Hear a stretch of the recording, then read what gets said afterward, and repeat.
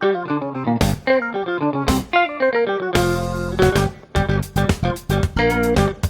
a 3 and 2 and 1, holy crap, Matt, I'm just now looking at this camera that you're going to be using for later, and man, it's quite a crotch shot. Can I say that? Am I allowed to say that on the air, Matt? It's just crotch. Shot is your B cam today. Hey, man, Hell if we yeah. can't say crotch on the air, Yes. first of all, what is the air?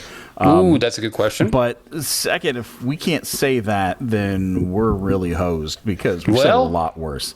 We may be hosed. That may be the truth. This may be the last one before they send us to Alcatraz. Do they still do that? No. Oh. Abu Ghraib? Oh. Oh, well, No, you it's know all what? about El Salvador now.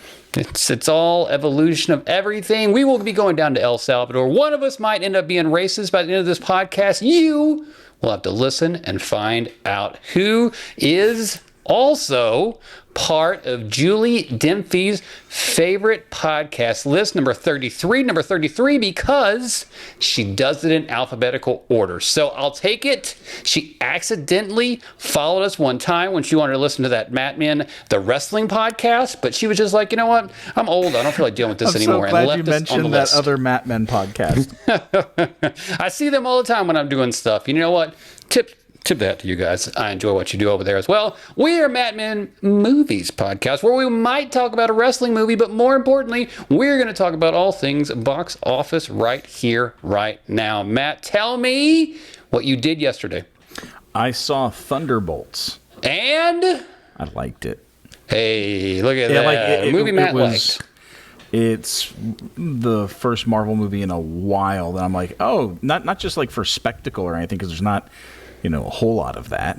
There's some, but like it's actually like about something, and like there are characters that I like. It's about depression and self-harm, and like who would have guessed a Marvel movie would be about something? Pretty crazy. Yeah. It's a crazy world out there. Indeed. Thunderbolts is going to make like $80 million this weekend, you think? No. The production budget on it's 180, and worldwide it made like 161. Good job, guys. So That yeah, is like, an A+. yeah, that's Movies are back, baby. Can I say that? well. I mean, if you want to talk about number 2 this week, Oh, boy. Number 2 this week. this is its third week out. Did Sinners beat The Accountant? I think so. I thought The Accountant was number 2. I thought Sinners was number 3. Well, I either way, don't know. we need to talk about the Sinners only falling like 6% in its first week. Unbelievable. I'm telling you, that's a banger of a top 3. I literally got out of The Accountant about an hour ago, and let me tell you, chef's kiss, so much fun. It was ridiculous. It was perfect because it wasn't perfect, and that's what I love about those kind of movies. I get what you mean. I totally get what you mean. So funny. Bernthal, man, you're the best. Well, you might be the second best because I got my eye on somebody else, but Bernthal, you're the second best, and I love you very much. You are... every time. Can I ask you, now that we are in the accountant cycle, have you been enjoying Ben Affleck on his media tour? Yeah. Boy, on Theo Vaughn? Dude, Yes, please. Like, one thing you gotta kind of give it to him is that he's usually pretty honest. Yep. Yeah, it's I'm always rooting for Ben Affleck. I think people forget. He's the star of one of my favorite movies that like no one seems to remember. What's that, Armageddon? The Sum of All Fears. Oh, yes. I think it might be my favorite spy movie. Like it's a real spy movie. I love it. I love that movie. That's a big one right there. I thought you might also go Reindeer Games. Anybody? No. Anybody Reindeer Games? Okay, that's okay though. He did talk about his commentary on the Armageddon DVD, which was awesome. He has acknowledged the fact that it was ridiculous and ludicrous and so much fun in so many ways, and that's why we love that. Well, also like he said, he was young and he didn't know better. Sure. But my roommate Micah from college, he and I got a lot of laughs out of his. He and Kevin Smith introed like the bonus features and the cut scenes on the Chasing Amy DVD. Right. And that alone was funnier than most other movies. Like he's magical. So funny. But while we're talking about box office, we really have to, I think, spend some time on Sinners. Please do. Because unfortunately I haven't had a chance to see it yet. There is one theater here in North Texas that plays it in 70 millimeter. Mm-hmm. And it's basically been sold out. Like, you go to a 10 a.m. Wednesday morning show, sold out.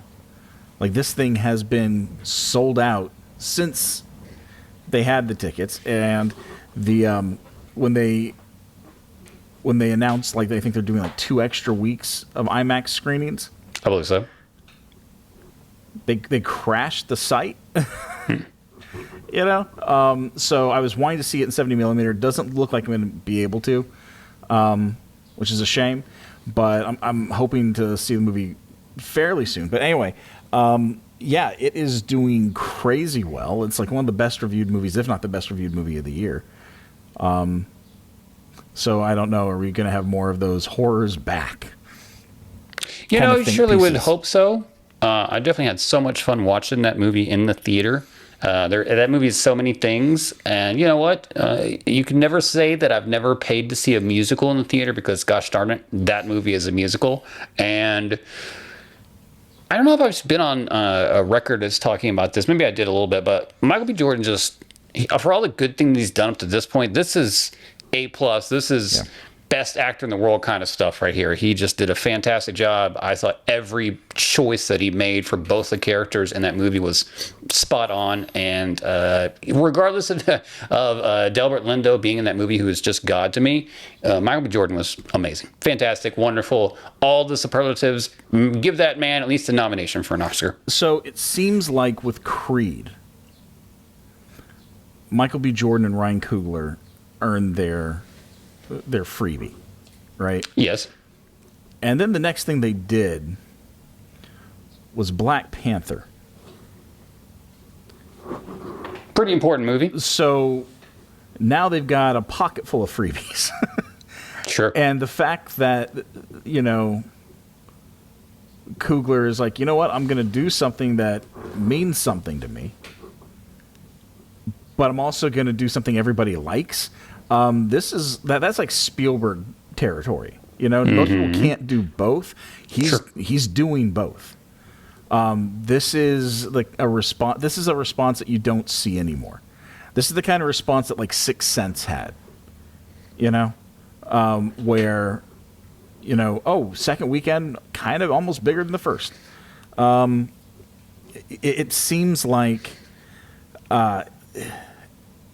his next one is going to be really interesting, because, like, where do you go from here? The X-Files, that's where he goes.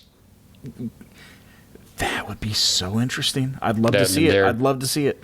He's all in. That's what he tells us. I mean, you know, projects change, but everybody seems to be greenlighting this bad boy as that's what he's doing next. I cannot wait to see what he does with it. Oh, it's going to be so much fun. I tell you, Sinners was definitely a movie theater kind of movie, you know, as the talk continues to go back and forth about, are people even going to the theater anymore, all that kind of stuff. Again, it's very simple. You put good movies in the theater and people are going to go watch them because they hear about them, and then they want to go experience that with other people, because that is still what the movies is about, is being there with other people, enjoying the laughter, enjoying the fear, enjoying all those things together as a group. And that's why movies continue to thrive, not only survive, but I think thrive in a different way. But you and I have never been proponents of let's make as much money as possible with movies. No. We are here because art for art's sake. And they have that on the emblem, and I think about that a lot more nowadays, and how important things like Sinners and how important all these different kind of things are. And I'm so happy that movies are back, baby. Movies are back. Hey, can I tell you something? If I shall, we were a little delayed on this one. It has been a couple weeks since we've done a podcast because I decided to move states. I am now a Tucsonian resident. I believe that's what they call us. I have left Albuquerque. I'm here now. And let me just tell you, here now is a fantastic place to be, my friend. Let me just give you a list of movies that this guy will be seeing this month in movie theaters around my wonderful town. Have you ever heard of a movie called Heat? Oh, yeah. Michael Mann, 1995. Gonna be seeing that in the theater. Never seen that in the theater before. So excited about that. How about Wizard of Oz? Shall I go see that next Sunday? Maybe I should. My point is, movies are so wonderful to watch. They're so enjoyable in the theater. You have 8 million places that you can go watch. I know you're in a weird place, so you're not next door to an Alamo Draft House. Everything's like 35 to 40 minutes away. Right. except for this one theater where when we saw Thunderbolts last night was projecting it at like half brightness, and it's already kind of a dark movie, so it was just muddy. And this is like the third movie in a row they've done that with. And it's getting really, really frustrating. And it's the kind of theater that like doesn't change the aspect ratio on the screen to fit what they're playing, so it looks like you're just watching HD TV. You know, like, yeah, it's the issue is there are a lot of great places to see some really cool movies. Like today, the Alamo Drafthouse, not the Alamo Drafthouse, the Texas Theater is showing from May the 4th. They are showing Empire Strikes Back and Return of the Jedi. Last night they had A New Hope. And I was like, hey, honey, do you want to go see them? And it's like, well, we'd be getting out of the theater at like 11 o'clock at night. And I don't know if you've been to the Texas Theater. It's not in the greatest neighborhood. And if you don't park... Never had a problem over there. And if don't you don't disparage park that neighborhood right that way. Front, I have. And if you don't park near it, then you're parking away from the place. And it's just, okay, so we're going to drive 40 minutes there, maybe not find decent parking, you know, and my wife's not going to feel comfortable when we get out of the theater, and then I've got to drive, 45 minutes back. And it's so frustrating. Boy, people in places like Des Moines, Iowa are yelling at the audio right now going, get over it, man. It's 40 minutes. Well, at least you have the option. I get that. I get that. But if you're in Iowa, come deal with Dallas traffic. Like, just deal with it. Like, Dallas, I think, was rated the number one place you're most likely to get into a car accident or die in a car accident, something like that. I dealing with the traffic to get down there is awful. So then I can go to the Draft House, but again, the nearest one's like 30 minutes away, and it's just all the theaters around us pretty much closed, and the ones that are left, the clientele's weird. Like when we saw Thunderbolts, I was talking to my buddy who saw it in L.A., and he said, "Oh, did your theater clap when Bucky showed up on the?" And I'm like, "No." The only kind of behavior we seem to get anymore in our theaters is when people are acting out and not behaving properly, right? But like I went to an Alamo Drafthouse movie party for Jaws, and they're like, "Hey, quote along, when they sing, you sing," and I was there ready to do that, and everybody was silent. Every time I've seen any movie, people are just silent now. They're not laughing. Like the Thunderbolts, I actually thought had some fairly good humor at parts. I was laughing. I was the only person laughing in a full theater. It was weird. It is weird. We often have different movie-going experiences, and that could be time of day, all those different kind of things. It's happened too frequently here. Like it just, I don't know. It seems like it's either you're going to be on your phone and watching TikTok, or you're going to be silent and asleep. Maybe you just live in the worst state in the union. I do not know. I don't know at all. But I do know that I'm also going to go see Once Upon a Time in Hollywood here at the end of the month. Not the same as when we saw it in 70 millimeter, but it's going to be fun. We didn't see it in 70. It was in 35.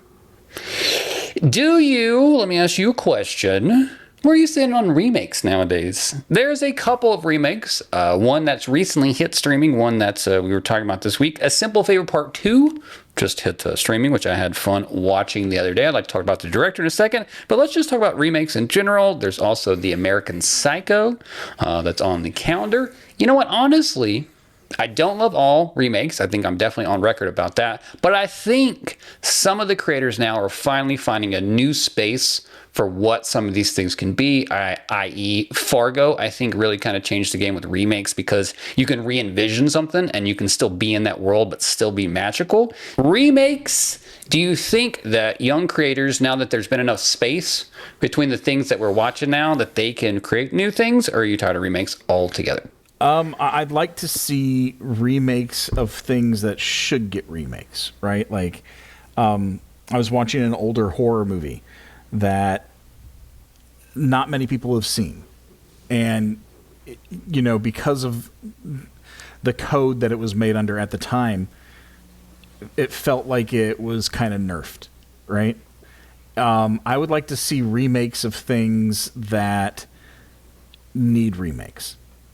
Like, we don't need a remake of The Thing. Find something else to remake. If you're going to do a completely different take on something, that'd be cool. Like, I'm sure they're not going to do a one-for-one remake of American Psycho, and I believe they're not even setting it in the 80s. So, yeah. Correct. Let's go with that. That's fine. I mean, remakes can be good. Like, The Thing is a remake, right? Mm-hmm. And also, absolutely. This is the question that I brought up to Sam Rockwell during an interview for Poltergeist, and he got really defensive and he got really angry at me and basically just started angrily listing off all the good remakes that had been. It's like, no, I get that they're good remakes. It's just, if you're going to do The Lion King as live action, and it's literally the exact same thing, what are you doing? Like, I haven't seen the live action remake of How to Train Your Dragon, but like, the design for Toothless is the same, and the shot setups are pretty much like. If you're not changing anything, then what are you doing? If you're going to remake something that's already good, do something different. And if you're going to remake something but not stray too far, have it be something that, maybe was hamstringed by its time or by a budget or whatever. What's the length of time that would be appropriate for a creator to be able to go back and take a property and be able to redo it? Because I feel like if you're too close to it, it's too much. Like, it doesn't work. But you got to have some kind of distance, but not too much distance. So what do you think the appropriate amount of time is? I don't think it's so much time. It's how many people know about the original thing. Kind of like the horror remakes that the American horror remakes of Japanese horror movies in the early 2000s that The Ring started. Sure. And they're remaking things that are only a couple years old. Okay, fine. That was back at a time when most people couldn't see, a Japanese import. So yeah, that's fine. Things are a little different now because, you can get those movies.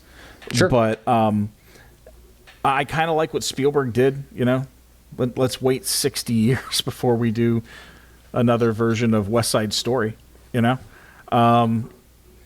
I think there needs to be some kind of breathing space, like just something, some kind of time. But I don't think there's like any like needed rule. I need a mathematical equation. No. That's like how much it hit the zeitgeist versus how long it's been since it hit the zeitgeist, and then we'll know the appropriate amount of time. That's what I need. Nerds, get on that. Math nerds, where you at? That's what I'm talking about. I mean, look at Spider-Man, right? They've rebooted that twice between, let's see, Spider-Man 3 came out in 2007, and then Amazing Spider-Man came out in like 2012. So that's 5 years. And then Tom Holland was in Civil War in what, like 2016? Something like that? I believe you. Yeah, so you're talking about less space. than 10 years. You've rebooted it twice. People seem fine with it now. Not so much with Andrew Garfield at the time, but that goes under the George Lazenby effect. There's so many opportunities for the Tarantino effect, I feel like. They don't all have to be trash movies that you see and you take a piece of it and bring it back. But I feel like that's a good way to be able to maneuver in these kind of things and find a little piece of material that people, just it's enough there, but not too much. Again, my Simon & Simon is where that's my bar. If they would let me remake Simon & Simon, I feel like it would work because it's just enough, but not too much. But then, may I have $3 million for Simon & Simon, please? Then you run into the issue of not enough people are going to know it. Then you have the Fall Guy, or even A-Team, right? Because A-Team didn't play to kids, and the people who liked the show are like, well, why are they falling out of the sky in tanks? This is not. Bite your tongue. This isn't the show, and there's no Mr. T. So there's a real. Wow, Rampage is going to punch you next time he sees you now. Sure, I see him all the time. So there's a real kind of tightrope to walk there if you're going with like an established IP like that. If you're just banking on, hey, remember this, and people don't. Like if you made an Airwolf movie now, no one's gonna care, right? No one. It's kind of like I never they're even watched that they're myself. about to make a Highlander. They're remaking Highlander. And that's what they do. That is what they do. That is what they do. But are young people going to go see Highlander? I don't It's know. tough sell. I don't know. When they remake Fast and Furious in 10 years from now, who would you like to see be Paul Walker? I don't think they're going to stop making them. I don't think they're ever going to remake it. They're just going to keep making more. Fast and the Furious 83. Is this going to be like a Back to the Future 2 scenario where it's Jaws 73? Which Jaws was it? It was Jaws 19, directed by Max that's what it was. Spielberg. There yeah. you go. You know that's a series right there. You want to talk about remakes and unnecessary sequels? That's one where the creators behind that have I guess they all just have so much money. They're like, yeah, nah, leave this one alone. Like we got lightning in a bottle 3 times in a row. Let's not mess with this. Sure. And a remake also. Well, kind of a remake. Fast and Furious was the thing before. Hey, do you like Paul Feige? Do you like the director, Paul Feige? Who did Ghostbusters? Yes, indeed. He's been in things I like. Okay, fair enough. Fair enough. No strong feelings either way about that. So let's go to some strong feelings, shall we? We got one more time before we hit the big topic. Are you ready for this topic? Are you sitting down for this topic? I am. Are you afraid of what I'm about to say? Usually. It's on the spreadsheet. It is here. Live and in person on streaming and in theaters. Rust has made it. We all can finally see why we kill people on film. Oh. Wait, did that happen? Oh, I said it. Look, let's be honest here. Couple of things. Number one, I think we blew that a little out of proportion, only in the sense that crap happens on a set. Do we remember the train incident from North Carolina? Yes. Yes, we do. Which means we need to be safer and be more respectful of being on set. I think if nothing else, hopefully we learned that lesson. Is there any other lessons to be learned in this movie? There are a bunch. There are a bunch. If your armor, like allegedly the armorer had been on another set shooting live rounds, correct? Yes, correct. Yes. Yeah, then don't maybe hire that kind of person as an armorer again. Because you should not have live rounds on a set, like ever, for any reason. Nepotism isn't always the best option. I've actually been on music video shoots where an artist was like, I'm going to point the gun to the camera. I was like, no, you're not. No. And then there was one where I actually got into an argument, and I won, and we didn't point the gun to the camera.